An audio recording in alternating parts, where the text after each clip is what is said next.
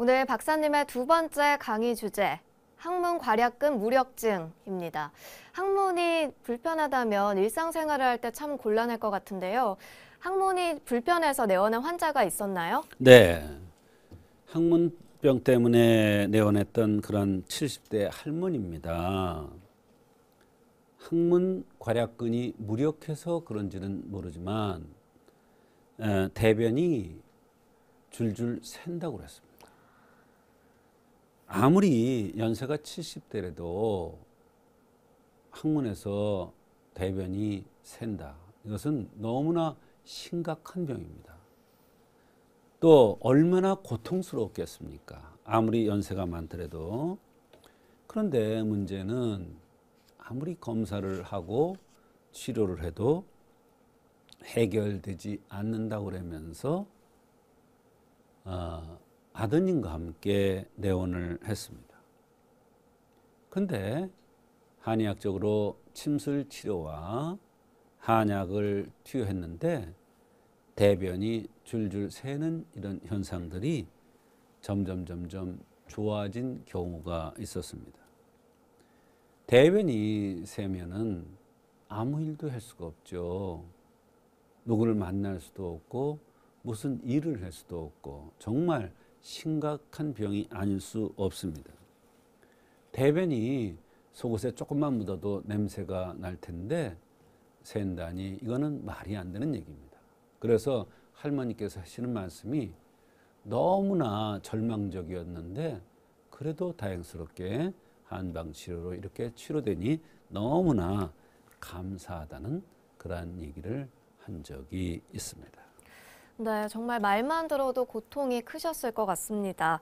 이분이 호소하는 불편한 증상들 알아보도록 하죠. 네, 이분이 조금씩 증상이 나타나는 것은 한 3, 4년 전부터라고 했습니다. 본인도 이런 현상이 조금씩 나타날 때는 그냥 자연스럽게 치료될 거라고 생각을 했답니다. 그것이 점점 심해져서 병원에서 항문 괄약근이 무력해서 나타나는 현상이라는 얘기를 들었다는 것입니다. 괄약근이 풀려 있고 괄약근에 주름이 있어야 되는데 주름이 없어졌다는 것입니다. 왜 주름이 없어졌고 탄력이 없어졌을까요? 바로 한의학적으로 볼 때는 원기가 부족돼서 나타난 현상입니다. 항문이라는 것은 24조로와 연관되고 가장 큰 것은 원기와 연관됩니다. 원기가 좋아야 항문을 조이는 힘이 생기고 원기가 좋아야 24조로를 잘 이겨서 인체가 건강하게 자연 현상과 더불어 살아갈 수가 있는 것입니다. 이분은 조금만 찬 것을 먹으면 배가 와글와글 소리가 나면서 설사를 한다고 했고 배를 따뜻하게 조금만 해주면 아주 기분이 좋다고 했습니다. 좌측 무릎이 잘 안 굽혀지고 온몸이 잘 때 가렵고 따끔따끔해서 잠을 못 잔다고 했고 중이염으로 좌측귀가 잘 안 들리는 등 여러 가지 증상들이 있었습니다. 네, 이 환자 좀 나이가 지긋하십니다. 78세시거든요. 네. 침술 치료를 하면 기운이 좀 빠지지 않을까요? 바로 그 얘기입니다. 질문을 잘 하셨는데요. 연세가 많은 분들은 기운이 쇠해서 여러 가지 병들이 오죠. 그러면 그럴 때 보약침이라는 걸 놓습니다. 말하자면 기운이 나고 원기가 활성화되고 또 이렇게 늘어졌던 것을 오므려들게 정상적으로 활성화되게 해주는 그러한 침법이 있습니다. 활성화되도록 해주는 그것이 바로 보약침인데요. 보법이라는 게 있고 침에는 사법이라는 게 있어요. 그래서 일반적으로 보호를 해준다든지 대장정격이라는 보법을 쓰면은 피곤도 풀리고 원기가 좋아지고 기운이 탈진된 것이 좋아지는 경우가 있습니다.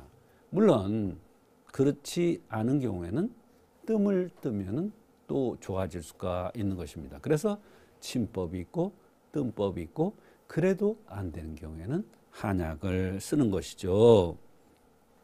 이분은 괄약근이 허에서 나타난다고 판단되어서 간정격이라는 보약침을 썼습니다. 이 침법은 항문에다 넣는 게 아니라 바로 팔다리에 놓아서 항문 쪽으로 기운이 가게 해주는 그러한 침법입니다. 이분한테 간정격이라는 침 치료를 해 주니까 사실은 기운이 빠질 것 같았는데 오히려 기운이 나고 항문에 힘이 가는 듯 이런 느낌이 들어서 굉장히 기분이 좋다고 했습니다. 침술 치료의 원리를 구체적으로 설명해 주시죠. 네, 한의학에서는 설사를 하는 양상에 따라 다르게 치료하는데 삐질삐질 이렇게 설사가 나면서 괄약근이 약한 경우에는 간정격을 써야 된다는 그러한 이론이 있습니다. 또 장명설사라고 해서 배에서 꾸럭꾸럭 소리가 나면서 변이 묽은 경우에는 또 항문이 열려 대변이 줄줄 흐르거나 따뜻하게 하면 배가 덜 아픈 경우는 대장정격이나 간정격 또 물이나 회 등 생냉물, 생냉물이죠.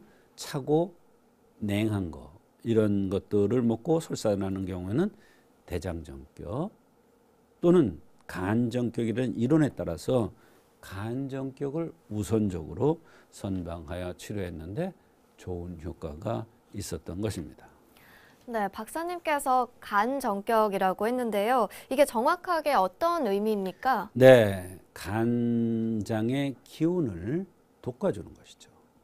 그런데 한의학에서는 간은 근육을 주관한다. 즉, 간은 근육과 연관되는 것을 좋게 해줄 수 있는 그러한 치료법이다. 이렇게 생각해도 됩니다. 말하자면 근육이 무력할 경우 또는 간 기능이 허약할 경우 활력을 불어넣는 침법입니다. 항문 괄약근도 근육이므로 근육이 무력한 것을 활력을 불어넣는 간정격을 쓰니까 좋아진 것입니다.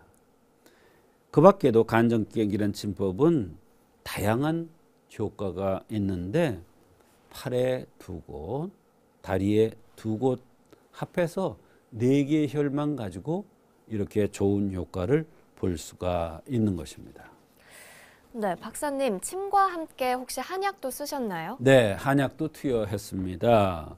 이 환자는 78세라는 연세가 많은 분이기 때문에 이왕이면 몸을 보호해서 좀 더 빠른 효과가 나게 하기 위해서 한약도 같이 투여했는데요.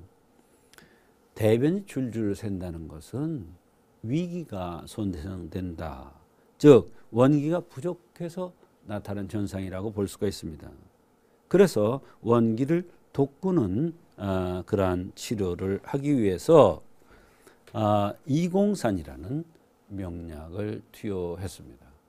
이 약은 바로 항문에 힘을 주어서 대변이 조절되도록 하고 방구를 끼면 항문 조절이 잘 안 돼서 대변이 셀 경우에 아주 명약인데 이 약을 투여했더니 너무 좋은 효과가 있었고 동시에 간정격이라는 침 치료를 같이 해주니까 괄약근에 주름이 없어진 것을 확인했었는데 주름이 조금씩 생겨난다고 하면서 전에 갔던 다른 병원에서 이상하다. 그것이 다시 생길 수가 없는데 어떻게 이것이 다시 주름이 조금씩 생겼느냐 하면서 너무 신기하다는 그런 말을 하더란 것입니다. 그래서 이공산과 간정격이라는 침법이 이분한테는 상당히 효과가 있었던 것입니다.